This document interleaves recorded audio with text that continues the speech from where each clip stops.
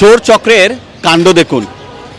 BTCL এর তার কেটে নিয়ে গেছে, আর সে তার রিপেয়ার করার জন্য বিটিসিএল কর্তৃপক্ষ মহাসড়কে তাদের যে এখানে ম্যানহোলে প্রবেশ করার জন্য যে ডাকনা আছে সে ডাকনা তোলার জন্য মহাসড়ক কুড়াকুড়ি করতে হচ্ছে। এই চোর চক্র চট্টগ্রামের বিভিন্ন স্থান থেকে সড়কের নিচে যে 12 ইঞ্চি সাইজের পাইপ রয়েছে, সে পাইপের ভিতরে রয়েছে বিটিসিএল এর তার, এবং সে তারের মধ্যে তামার তার রয়েছে। সে তামার তার চুরি করার জন্য চট্টগ্রামের হাটহাজারী উপজেলার আমান বাজারের পরে রয়েছে লালিয়ার হাট। এই যে লালিয়ার হাট কেন্দ্রীয় জামে মসজিদের পাশে রয়েছে এখানে একটা ব্রিজ। ব্রিজের নিচের পাইপ গ্রাইন্ডার মেশিন দিয়ে কেটে রাতের অন্ধকারে চুরি করে নিয়ে গেছে সেই তার, আর ভোগান্তিতে পড়েছে অগণিত গ্রাহক। খবর নিয়ে জানতে পেরেছি অনলাইন থেকে বিভিন্ন স্থানে এই ধরনের ঘটনাটা ঘটাচ্ছে চোর চক্র। এটা এমন একটা চক্র যে চক্রের সাথে বাঙালি দোকানের মানুষদের সাথে রয়েছে একটা সম্পর্ক। প্রিয় দর্শক, চোরেরা মনে হয় কোনো কিছুই রেহাই দিবে না, যে রাষ্ট্রের অনেক বড় ক্ষতি করছে তারা। মানুষ তো ক্ষতিগ্রস্ত হচ্ছে, কিন্তু সরকারি প্রতিষ্ঠানগুলো ক্ষতিগ্রস্ত হচ্ছে।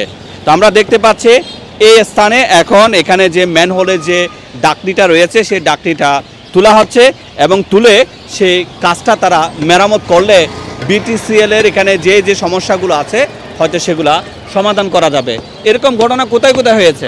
এরকম ঘটনা আপনার অক্সিজেন থেকে এই বড়দিঘির পার, আর চট্টগ্রাম মেট্রোতে বাইজিৎ 2 নম্বর গেট, তারপরে নিউ মার্কেট, অর্থাৎ বিভিন্ন শহরের মধ্যে বিভিন্ন এলাকায় এই কাজগুলো করতেছে।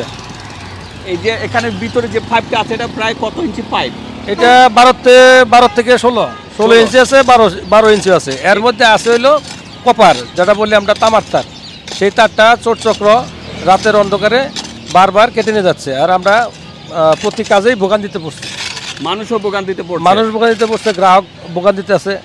তাতে আমরা যে পাইপটা কাটছে সেটা কিসের তৈরি? সেটা হলো জিআই পাইপ, যেটা বলে আর কি, লোহার তৈরি, লোহার। সেটা কাটে হলো গ্রাইন্ডিং মেশিন দিয়ে, নিজে কোনো একটা জায়গাটা নিয়ে গ্রাইন্ডিং মেশিন দিয়ে কাটার পরে এই তারগুলো বের করে নেয়। এখনো পর্যন্ত কি কোনো চক্রকে ধরা গেছে? এখন পর্যন্ত কোনো চক্র ধরতে পারে নাই। প্লাস বিভিন্ন থানায় জিডি করা আছে বিভিন্ন থানায়, শহরে যেমন অক্সিজেন পুলিশ বক্স, তারপরে বাজেট থানায়, এগুলা বিভিন্ন থানায়, কোতোয়ালি থানায় জিডি করা আছে।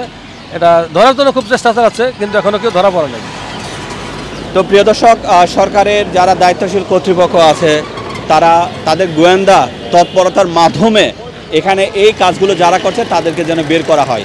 বিশেষ করে ভাঙ্গারি দোকানদারেরা জানবে যে এটা কীভাবে সম্ভব, এবং তারা যারা আসে অবশ্যই তারা প্রশিক্ষিত, এবং তারা কিভাবে বিদ্যুৎ দিয়ে সে গ্রাইন্ডার মেশিন অপারেট করে এবং সে গ্রাইন্ডার মেশিন দিয়ে কেটে এগুলো নিয়ে যাচ্ছে, এগুলা যেন সরকারের দায়িত্বশীল কর্তৃপক্ষ তদন্ত করে তাদেরকে আইনের আওতায় আনে।